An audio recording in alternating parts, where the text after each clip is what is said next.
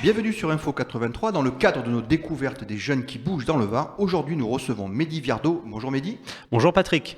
Mehdi, vous êtes ici pour nous parler de la franc-maçonnerie et plus précisément de la parution de votre livre Cahier du chemin initiatique d'un compagnon qui paraissent aux éditions CEPADUS. Première question Mehdi, pourquoi ce livre ? Alors, d'une part, à titre, je dirais, personnel, c'était un défi parce que moi, je suis, pour rien vous cacher, issu d'un cursus littéraire, donc ça me tenait à cœur d'un beau jour écrire un livre, donc j'en suis vraiment ravi. Et je dirais que le deuxième enjeu, c'est que finalement, la franc-maçonnerie, me semble-t-il, est une institution, on va dire, séculaire, historique, et qui gagne à être davantage connue plutôt que, je dirais, bon gré, mal gré, les fantasmes ou parfois même les colibés qu'elle a pu alimenter. Pourtant, vous êtes quand même jeune, vous avez 25 ans aujourd'hui, vous êtes rentré en franc-maçonnerie à l'âge de 22 ans. Tout à fait. Pourquoi si jeune ?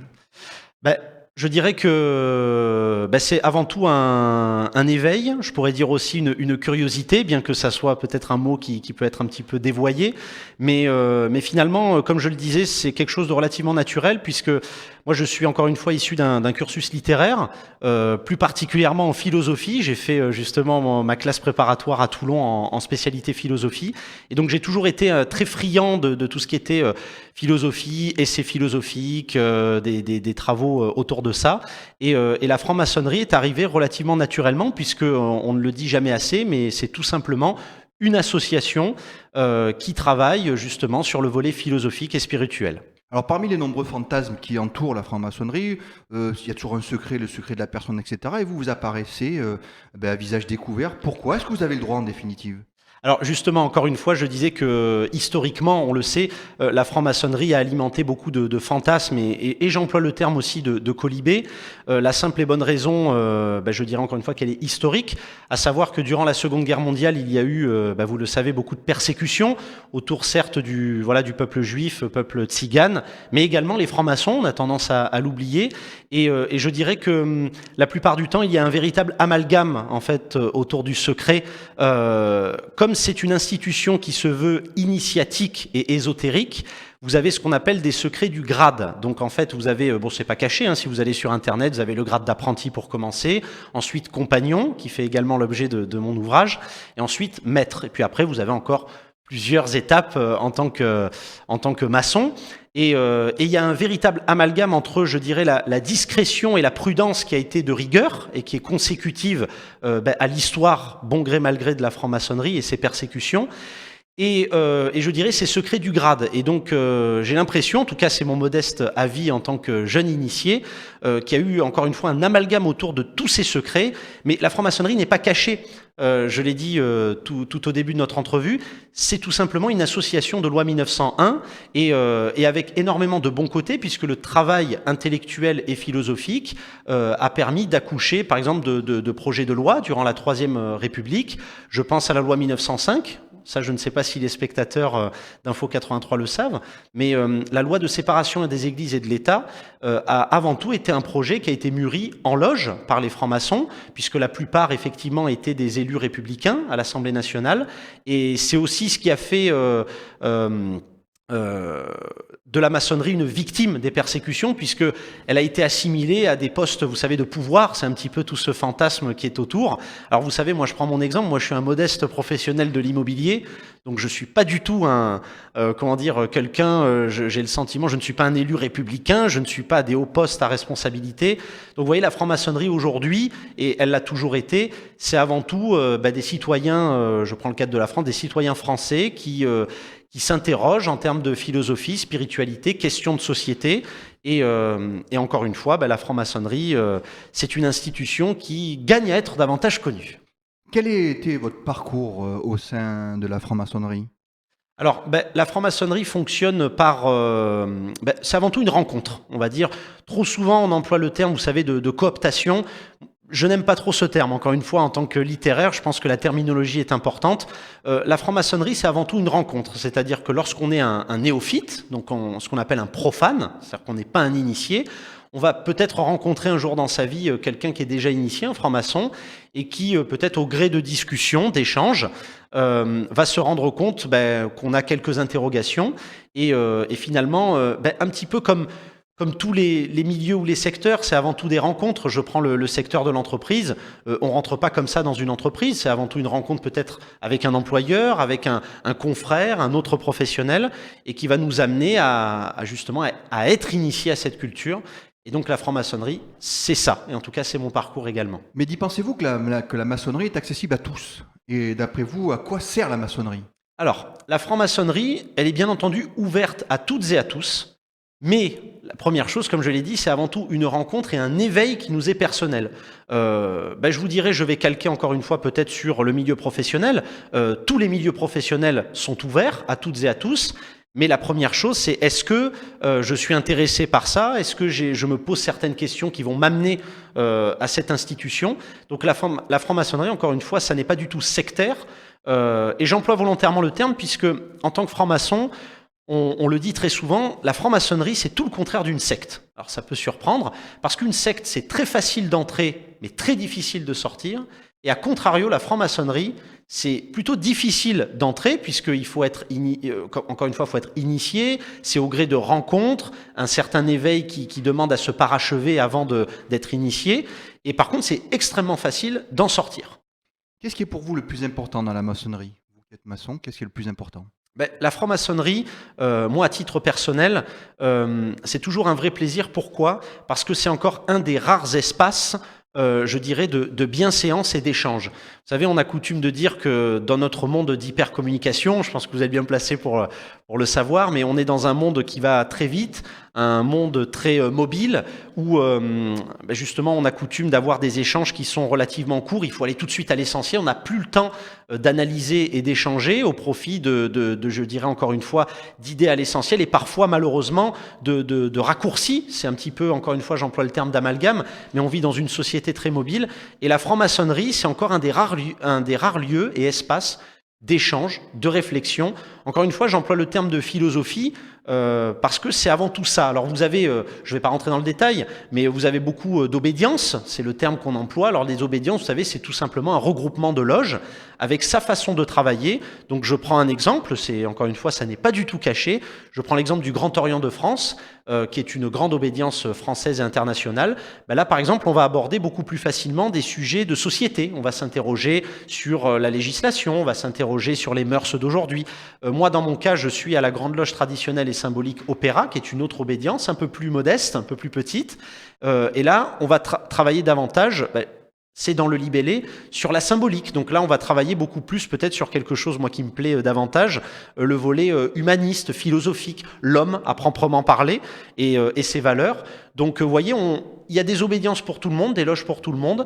Et donc, la franc-maçonnerie, encore une fois, c'est une institution ouverte. Alors, on se rend bien compte, Mehdi, que ça vous apporte énormément de choses. Qu'est-ce que ça apporte à votre entourage d'être rentré en maçonnerie? Paradoxalement, est-ce que vous pensez que ça apporte quelque chose à votre entourage? Alors, je vais être volontairement iconoclaste. Ça n'est pas un apport matériel, c'est pas un apport pragmatique, ou c'est pas un apport réticulaire, c'est-à-dire de réseau.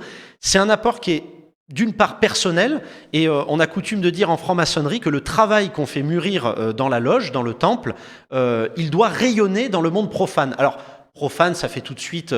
Profane, ça vient, vous savez, du grec profano, c'est-à-dire ce qui est devant le temple. Donc en fait, c'est tout ce qui est en dehors de la loge. Et donc le travail qui nous est personnel doit rayonner dans la société. Alors, c'est pas un rayonnement qui va être sous la forme d'une propagande, pas du tout, bien au contraire. Vous savez, j'ai coutume de dire que, alors c'est pas de moi, c'est de Montaigne, chaque homme porte en lui la forme entière de l'humaine condition. Donc la franc-maçonnerie, c'est un concept qui est universel, comme Montaigne le développe dans cette citation.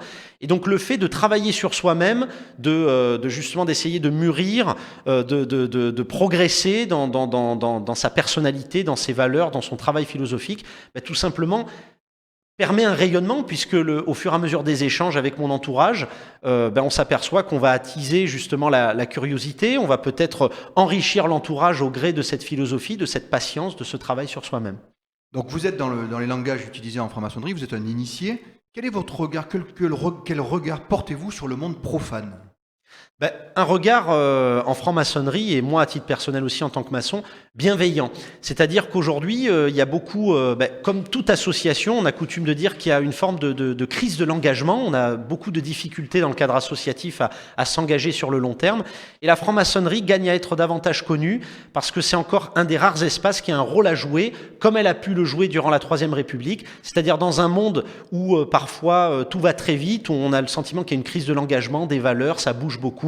Eh bien, la franc-maçonnerie propose une réflexion posée, un échange encore une fois posé, modéré, pour travailler tous ensemble et finalement rayonner dans la société, peut-être faire évoluer les mœurs en bien, je l'espère. Pour rentrer un peu plus dans le détail des réunions franc-maçonnes, en règle générale, les réunions se terminent par des agapes. Est-ce que vous pensez que c'est la continuité des tenues, ces fameuses agapes? Alors oui, absolument. C'est-à-dire que au sein même des rites et des rituels de la franc-maçonnerie, l'agape est une continuité. C'est même la conclusion de ce qu'on appelle une tenue. Une tenue, c'est comme une réunion, c'est là où on se réunit. Et encore une fois, on parle beaucoup de fraternité, à l'image de notre devise, liberté, égalité, fraternité, la devise française. Vous l'avez dit, les agapes, c'est la continuité parce que encore une fois, un petit peu comme dans le monde des entreprises, il n'y a rien de plus convivial qu'un repas pour échanger, pour travailler ensemble, pour se rencontrer. Et donc en franc-maçonnerie, les agapes, ce sont tout simplement en fait des dîners où on va pouvoir échanger peut-être un peu plus à bâton rompu, en dehors, vous savez, du formalisme. Bon, moi, vous savez, je suis officier de réserve en gendarmerie, il y a tout un cérémonial. Mais là, justement, l'agape, c'est le moment où on va manger tous ensemble, on va pouvoir échanger sans formalisme. Et c'est là, justement, où on va conserver une certaine fraternité. Voilà. On va aller encore un peu plus dans le détail. On parle souvent du passage sous le bandeau. Donc oui. c'est une atmosphère très mystique, très mystérieux.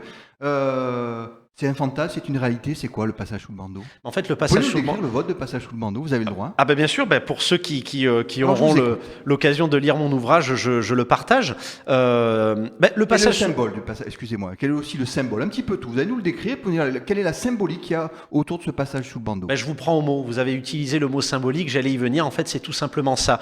Pourquoi le passage sous le bandeau? Un petit peu comme dans la tradition, vous savez, mythologique grecque. Dans la tragédie grecque, on parle, vous savez, de l'hubris. Alors, ça peut paraître. Alors, l'hubris, c'est l'aveuglement. Le passage sous le bandeau, c'est montrer qu'à partir du moment où on n'est pas initié, parce que quand on passe sous le bandeau, on n'est pas encore initié, c'est tout simplement une première rencontre où on va nous mettre un bandeau sur les yeux. Alors, ça peut paraître fou, on a l'impression d'être dans un film américain, qu'est-ce qui se passe? Mais au contraire, c'est volontairement iconoclaste. C'est-à-dire que vous avez un bandeau parce que vous n'êtes pas initié, vous êtes encore, entre guillemets, dans l'aveuglement. C'est tout simplement une symbolique de l'aveuglement et de dire qu'à partir du moment où vous n'êtes pas initié, on veut conserver le secret du temple, donc vous ne voyez pas le temple, vous êtes reçu à l'intérieur, mais vous ne le voyez pas, et on va plutôt justement développer vos autres sens comme l'ouïe. On va essayer de voir aussi, parce qu'on va vous poser une série de questions pour vous percer à jour, pour essayer de savoir quelles sont vos idées. Est-ce que vous partagez des idées républicaines, je dirais au sens premier, pas politique du terme, vraiment les valeurs républicaines comme la liberté, l'égalité, la fraternité. Encore une fois, je le dis, ça n'est pas caché. Il y a une des questions qu'on pose en franc-maçonnerie lorsque vous passez sous le bandeau, c'est est-ce que vous êtes pour ou contre la peine de mort? Vous voyez, ça peut paraître fou cette question, mais évidemment, comme l'a initié Robert Badinter, qui est un des précurseurs, qui de mémoire, je crois, était un maçon également. Donc vous voyez, c'est l'idée de savoir si vous êtes dans le progrès, vous êtes dans les idées progressistes de la franc-maçonnerie, dans les idées progressistes de la République. Donc le passage sous le bandeau, c'est tout simplement un symbole d'aveuglement parce que vous n'êtes pas encore initié. Donc une fois que vous serez initié, on vous retirera le bandeau. On va rester dans le symbolisme. Je vais vous poser une question qui n'est pas forcément une question piège. Je veux savoir pour vous, quelle est la signification ésotérique des deux colonnes, Jacquine et Boise? Alors là, justement, on va être dans le secret du grade. Donc c'est là la difficulté pour vous répondre. Et justement, ceux qui liront Cahier du chemin initiatique d'un compagnon le verront. Le postulat, encore une fois, de cet ouvrage, et qui est en lien de fait avec la franc-maçonnerie, c'est dire que je pourrais vous parler. Vous voyez, Jacquin et Boaz, vous en avez parlé, on peut le retrouver sur Internet. Mais la franc-maçonnerie, c'est encore une des rares institutions qui attache une importance au vécu. Donc, c'est-à-dire, on pourrait parler des heures de tous les symboles de la franc-maçonnerie. Je pourrais vous dire tous les symboles inhérents au grade de compagnon, apprenti, maître, etc. Et pourtant, je vous aurais rien dit du tout. C'est-à-dire que c'est tout simplement une institution du vécu. Et je vous invite à être initié, justement, à vous renseigner sur la franc-maçonnerie, à justement le vivre, parce qu'à partir du moment où vous le vivez, c'est là qu'on peut parler justement de fraternité. La fraternité, c'est tout simplement un vécu, à l'instar, je dirais, de la fraternité filiale de sang. Il faut tout simplement vivre dans le cocon familial. C'est un vécu avec mon propre frère ou ma sœur. La franc-maçonnerie, c'est tout simplement la même chose. Alors, une dernière question. Qu'est-ce que vous pouvez dire aux profanes, il y en a encore évidemment, tout à fait. afin qu'ils puissent voir un petit peu ce que c'est réellement une loge? Est-ce qu'il y a des journées qui sont justement ouvertes à tout public? Donc, quel est le message que vous pouvez donner aux profanes? Je dirais qu'à l'instar de toute autre association ou toute autre institution, si vous en avez la curiosité ou que vous voulez simplement découvrir, je rebondis sur votre propos. Vous pouvez assister à ce qu'on appelle des tenues blanches. Donc les tenues blanches, en fait, c'est tout simplement une tenue maçonnique. Donc c'est des initiés qui vont se réunir donc dans le temple et en loge. Sauf que c'est ouvert en fait au public de profanes, c'est-à-dire que vous pouvez tout simplement assister à la tenue. Et encore une fois, c'est le même postulat, c'est-à-dire que beaucoup se disent « Oui, mais la franc-maçonnerie, c'est un petit peu malheureusement le cliché qu'on peut entendre, de dire « Oui, c'est secret, ils se réunissent, on ne sait pas ce qu'on y fait ». Ben non, les tenues blanches, c'est dire vous pouvez y assister, vous allez voir que vous allez assister à notre rituel, à nos échanges, à nos travaux, sans pour autant... percer nos secrets du grade, parce qu'on pourra en parler des heures, vous allez y assister, mais sans pour autant comprendre. Et encore une fois, la franc-maçonnerie, c'est une éthique indéfinie du travail. Donc en fait, c'est en travaillant, en vivant, en y assistant, que, in fine, vous pourrez justement percer certains secrets et vous enrichir personnellement, encore une fois, vous enrichir non pas matériellement, ça c'est un petit peu le mythe de la franc-maçonnerie, c'est vous enrichir philosophiquement et à titre personnel. Mehdi Verdeau, on vous remercie beaucoup et on vous souhaite une bonne continuation dans votre initiation. Merci beaucoup.